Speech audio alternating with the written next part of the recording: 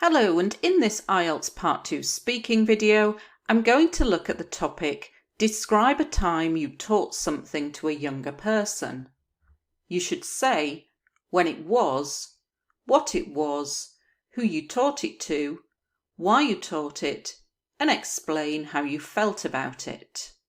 Now, if you've watched my other Part 2 speaking videos, you might notice some things that I've taken from another video in this topic. There are often things that you can adapt and change and use in other topics.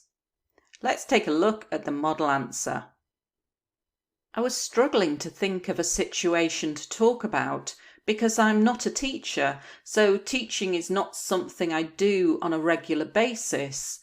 Part of the reason for this is I am not the most patient person in the world, and I think that to be a good teacher, you need loads of patience. Anyway, then I remembered that not so long ago, I taught my brother how to make chocolate brownies. He had invited some friends round and wanted to make something for them to eat, but he had never cooked or baked before, so he asked for my help.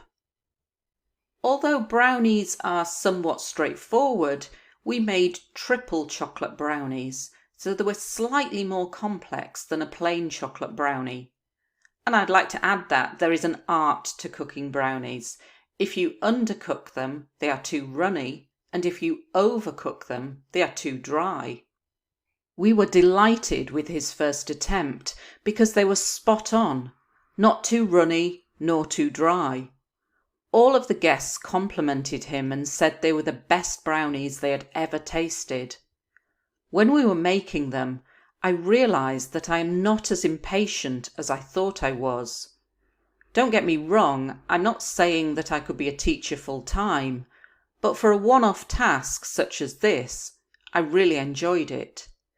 This is probably because my brother is a good student.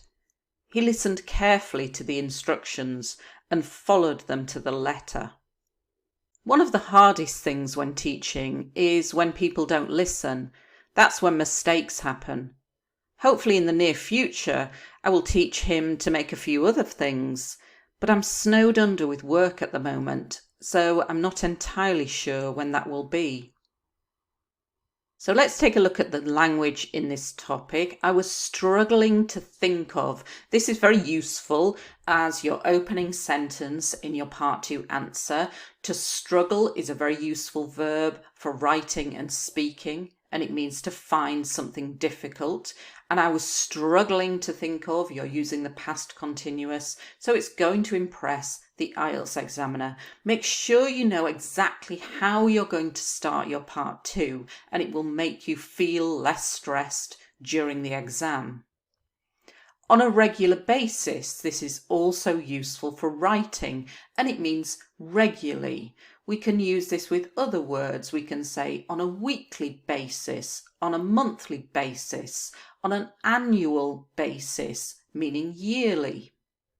Part of the reason for this is so you're giving your reason instead of just saying because. I'm not the most patient. If you're patient, you're very calm and you don't get annoyed, you don't get angry when you're showing somebody to do something. I'm using the word patient here, then I use patience, which is the noun, and later I use the antonym of patient, impatient. IELTS examiners like it when you can show that you know word families and you know different words within the same family, so the adjective, the noun, the verb, etc. So the question asks when, and you don't have to say exactly when. You can say not so long ago, which means quite recently. He had invited, so past perfect here. You need a range of grammar if you're hoping for anything 6, 7, 8 or 9. You have to have a range of grammar, so you need to be using past continuous, past perfect.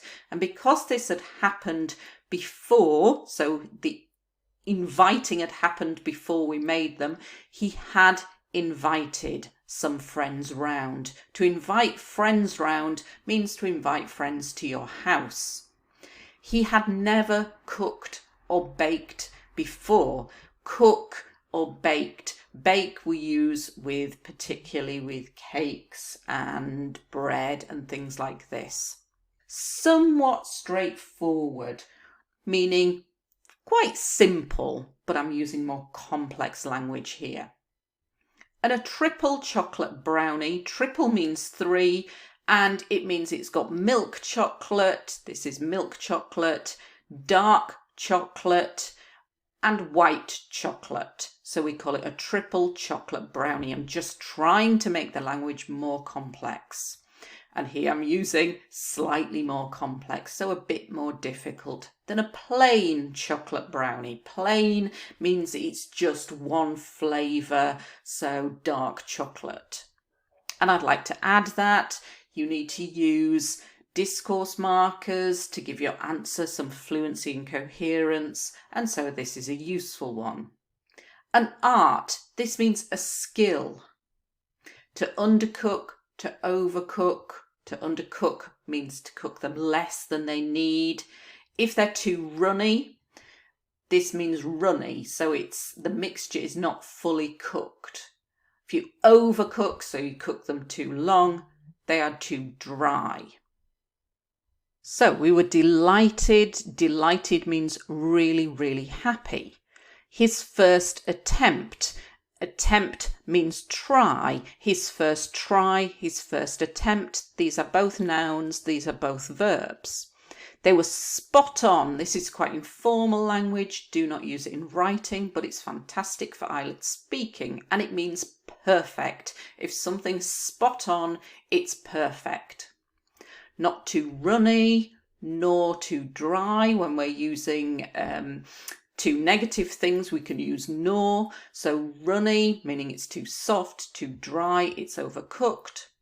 To compliment means to say positive things about something. And they were the best brownies they had ever tasted. When we were making them, so I'm using past continuous, I'm using past perfect. If you are aiming for 7 or above and you're not confident using these tenses, then I strongly recommend that you spend some time working on your tenses. Impatient, so the opposite of patient. Don't get me wrong, it's a very useful little informal expression that we use a lot in English, and it means when you're saying something but you don't want people to misunderstand you. So I'm saying I'm not as impatient as I thought I was, but don't get me wrong, I'm not saying I could be a teacher full time. So I'm like, don't misunderstand me, I'm not saying I'm such a great teacher. But for a one-off task, this means something that you do once, a job you do once, a one-off task. He listened carefully. This is a good collocation, to listen carefully to the instructions, and followed them to the letter. This is an idiomatic expression. If you follow instructions or follow rules to the letter, it means you do exactly what you have been told to do, and you do not do anything different. In the near future, very useful for IELTS writing as well. You could use it in conclusions, and it means soon. And here is an idiomatic expression I use in lots of videos, because I think if you can use something complex like this, it will impress the IELTS examiner, and it can be used for lots of different topics.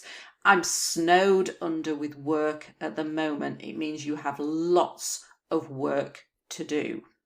So let's take a look now at one part 3 question connected to this topic.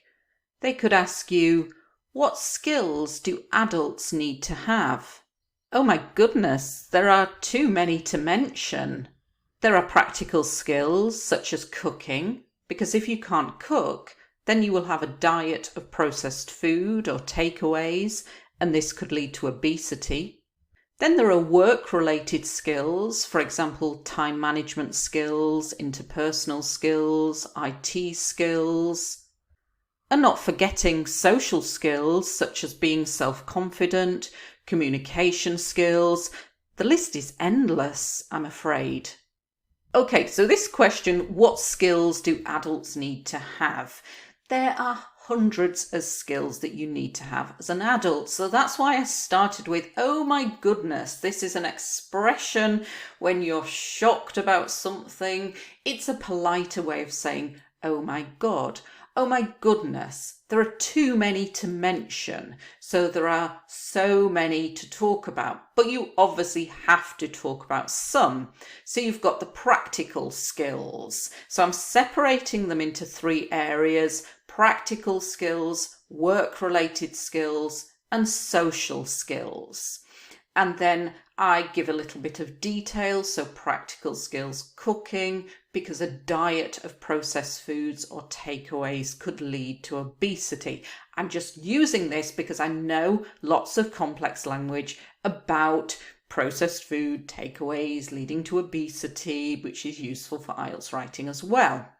And then you've got your work-related skills. So we talk about time management skills. This is managing your time. Interpersonal skills. This basically means like communication skills with other people. And IT skills, which are computer skills. And then you've got your social skills. So these are you as a person, how you act, such as being self-confident, your communication skills. And then I finish with the list is endless, because you could keep going on and on and on, but you need to stop. So the list is endless, I'm afraid. So you're saying I could talk about a lot more things, but you're actually finishing it off very nicely in a complex way. Hope you found this video useful. Thank you very much for watching.